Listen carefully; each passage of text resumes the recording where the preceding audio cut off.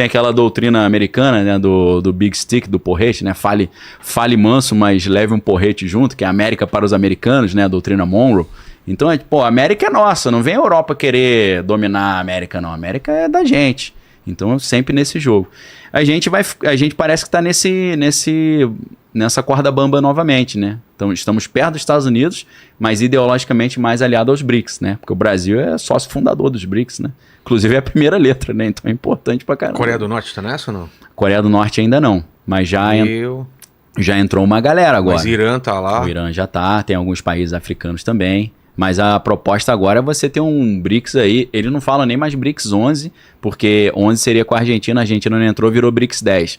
Mas eles falam agora em BRICS Plus, que aí vai entrar uma galera, tem um monte de gente na fila para entrar.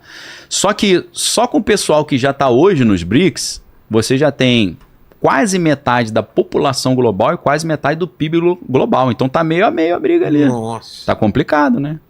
Só que aí tem uma aí entra a questão alienígena. Aí você fala, pô, meu irmão, tu vai encaixar alienígena, tem nada a ver? Aí você... Tem nada a ver, né? Eu acho que eu dormi aí nessa ligação aí, porque eu não vi nenhuma... Agora que o cara fala, pô, Daniel fez uma mudança acrobática aqui de assunto, né? Porque eu analiso a questão alienígena a partir das operações psicológicas, a partir do controle da opinião pública. O ano passado teve um surto de aparições e notícias, e eventos. Né? Teve comissão parlamentar lá no Congresso americano. Você vê que eles estão querendo convencer o mundo que os alienígenas existem. E né? por quê? Então, a grande questão é por quê. Primeiro, os Estados Unidos... esse é um mundo paralelo, legal pra caramba, que é a questão da aviação americana, principalmente a aviação militar. Hoje em dia, se você pergunta assim, qual é uma das aeronaves mais avançadas que o exército americano tem? Eles vão falar o bombardeiro B-2, o B-2 Bomber. Pô, o B-2 Bomber em 1985. Ô, louco. Aí você fala, cara, de 85 até 2024 eles não fizeram nenhuma nave nova? Ah, não, eles fizeram o SR-74 e tal. Você fala, não, mas esse é dos anos 80 também. Ah, mas tem o Caça-X, o F-16. Não, isso tá longe desses caras. A grande questão é o complexo industrial militar norte-americano, que eles chamam lá de Defense Contractors, que são as empresas que têm contrato de prestar serviço de defesa. Aviões, equipamento bélico em geral. A gente está falando de Lockheed Martin, Northrop Grumman, a própria Boeing. Todas essas empresas prestam esses serviços. Só que essas empresas, a Lockheed Martin, ela tem um setor só de trabalhos classificados. A Lockheed Martin tem um setor chamado Lockheed Martin Skunk Works. Na Skunk Works, que fica lá perto da área 51, 85% dos projetos de aeronaves que estão ali, ninguém sabe o que eles estão fazendo. Então, na minha opinião e na de muitos estudiosos disso, eles estão fazendo armas novas e aeronaves novas, e estão fazendo de propósito dessas aeronaves parecidas com OVNIs, para que eles possam pegar uma nave dessa igual um triângulo, parece um OVNI, e ir lá na Rússia jogar um monte de bomba. O russo vai falar, ô, você tá jogando bomba em mim, Estados Unidos? Falando, não fui eu, não, foram os alienígenas. Entendeu? Nossa, tô resumindo de uma forma, tô fazendo malabarismo aqui com... Será? Porque isso aí a gente teria que estudar a história da Lockheed Martin, que antes era Martin Marietta Company, que antes era Glenn Martin Company, para você entender o que esses caras fazem. Tá? A Boeing, por exemplo, tem a Boeing Phantom Works, que é só, eles chamam de aeronaves de plataformas exóticas. E um dos caras que era da Lockheed Martin, dessa área, ele falava, ó, tudo que você vê em Star Wars a gente tem. O cara mandava essa. Aí você pô, até hiperespaço, será que tem? Então, assim, a questão alienígena entra nisso. Por que eu fiquei com essa suspeita? E eu descobri que tem uns americanos top que tem essa suspeita também, o caso do Eric Weinstein. O Eric Weinstein, como eu falei para vocês, ele é um cara com doutorado em matemática física em Harvard, e ele trabalha no mercado financeiro americano. Ele é diretor do Thiel Capital, que é o fundo de investimento do Peter Thiel. Peter Thiel que tem várias empresas que prestam serviço de tecnologia para a CIA. E ele, como ele é viciado em Tolkien, né, Senhor dos Anéis, as empresas dele tudo tem nome do Senhor dos Anéis, que é Palantir Technologies. Palantir era tipo uma bola de cristal que o Saruman usava para enxergar o futuro, né? Ele tem a Mithrandir também, não sei o que é um dos nomes lá do Senhor dos Anéis. Então esse cara... ele chegou... Eu cheguei numa conclusão e depois vi que ele chegou também. Os Estados Unidos provavelmente estão criando o projeto Manhattan 2.0. Inclusive, nesse livro que eu trouxe para você, o A Beira do Abismo, tem um capítulo ali que é Sinto o Cheiro de Projeto Manhattan 2.0, que eu escrevi em 2021. Por quê? Vou jogar essa pimentinha pra galera. Os Estados Unidos chegaram a ter 30 mil ogivas nucleares na época da Guerra Fria. Hoje, eles têm 3 mil. Você fala, cara, eles reduziram? E a Rússia, hoje, tem 7 mil ogivas nucleares, mais do que o dobro. Você acha que os Estados Unidos aceitaria como normal ter metade das ogivas nucleares que a Rússia tem? Nunca. A conclusão única que eu posso chegar é que eles têm outra arma melhor, pô. Que a gente não sabe ainda. Faz Entendeu? sentido. Não faz sentido? Então a questão alienígena, ela entra para esconder as novas tecnologias e eles conseguem imprimir um sigilo fácil a isso. Por quê?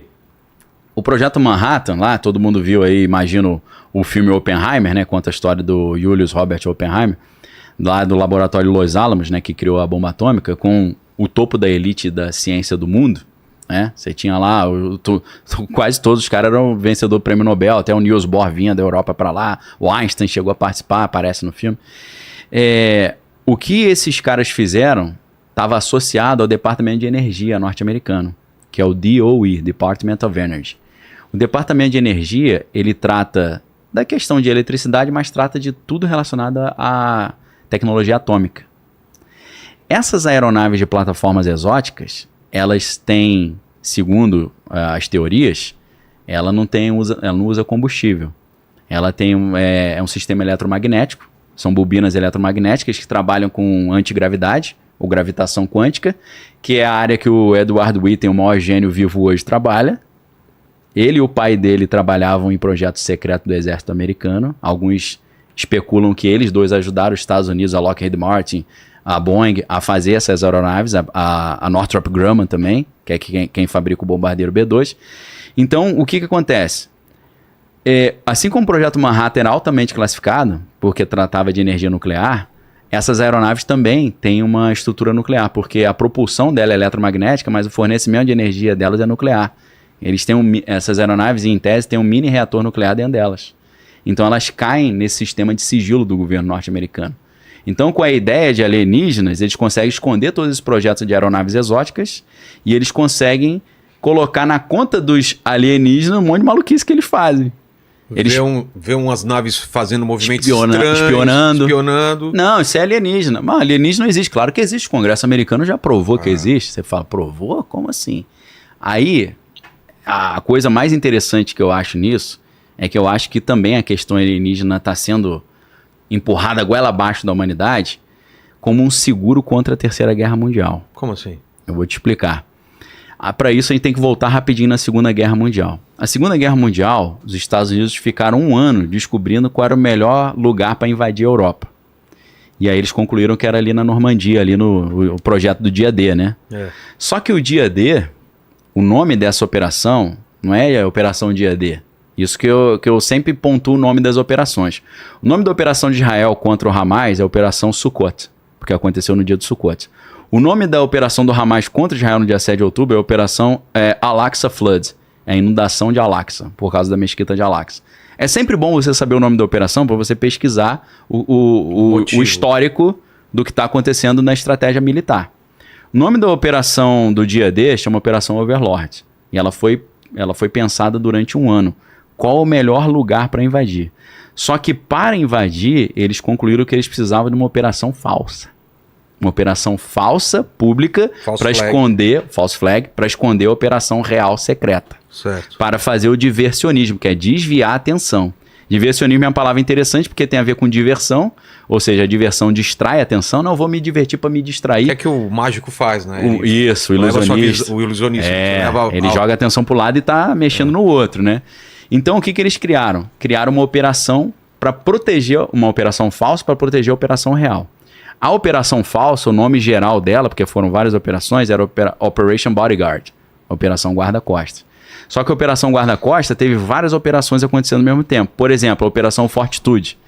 A Operation Fortitude foi a operação que os Estados Unidos fingiram que eles iam invadir a Europa pela Noruega. E eles, o que eles fizeram? Pegaram indigentes na Inglaterra, que é um morador de rua que morreu, botaram farda nos caras, meteram um monte de documento falso nos caras e jogaram no mar. Aí os alemães pegaram o cara e falaram, é um soldado. Tem um documento aqui, eles estão planejando invadir a Europa aqui pela Noruega. Foi todo mundo pra Noruega lá, esperar os americanos. Os americanos botaram navio inflável, tanque de guerra inflável, não sei se vocês já viram isso. Tanque de guerra inflável, você olha o tanque de guerra... Tanque, eu já vi o... Você dá um bico nele, ele voa, o tanque de guerra, mas passando com o avião, você fala, meu Deus, eles estão chegando, tudo fake. Então eles desviaram a atenção pra lá, pra poder invadir do lado de cá. Então a Operação Overlord, ela só deu certo porque tinha uma operação falsa que é a Bodyguard. Então, eles fizeram uma mentira com um fim nobre. Entendi. Não, foi para salvar a humanidade do Hitler. A Operação OVNI, que eu inventei esse nome, ou a Operação UAP agora, porque não fala mais OVNI, né? Era Unidentified Aerial Phenomena, fenômeno aéreo não identificado, agora é Unidentified Anomalous Phenomena, fenômeno anômalo não identificado, UAP. Por quê? Para separar UFO, Unidentified Flying Object, objeto voador não identificado, como coisa de conspiração, e UAP como coisa do Pentágono. Entendeu? Para dizer, isso é palhaçada, isso aqui é quente. Na minha opinião, o que eles estão preparando? Aí a gente vai ter que voltar um pouquinho, teria que voltar lá nos anos 50 nas séries de invasão alienígena, nas primeiras séries, mas a gente pode voltar aos anos 80. Nos anos 80 começaram a acontecer umas coisas muito estranhas, porque Ronald Reagan, de 1985 até 89, ele deu uma série de palestras, inclusive uma na Assembleia Geral da ONU, dizendo que uma invasão alienígena resolveria os problemas toda da humanidade.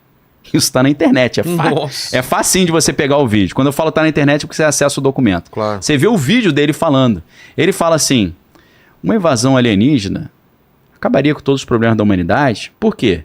A humanidade hoje tão dividida entre comunistas e capitalistas, soviéticos e ocidentais, as nossas divisões cairiam por terra. Como uma ameaça externa. Porque uma ameaça externa faria com que fosse uma disputa agora entre humanos e não humanos. Então não tem mais americano e russo. Agora é quem é humano, levanta a mão que a gente vai lutar. A gente vai lutar com os caras de fora. Entendeu? Falei, meu irmão, que a operação psicológica é essa, né? Eu trabalhei no Exército na área de operação psicológica. É por isso que eu sempre olho com essa ótica, né?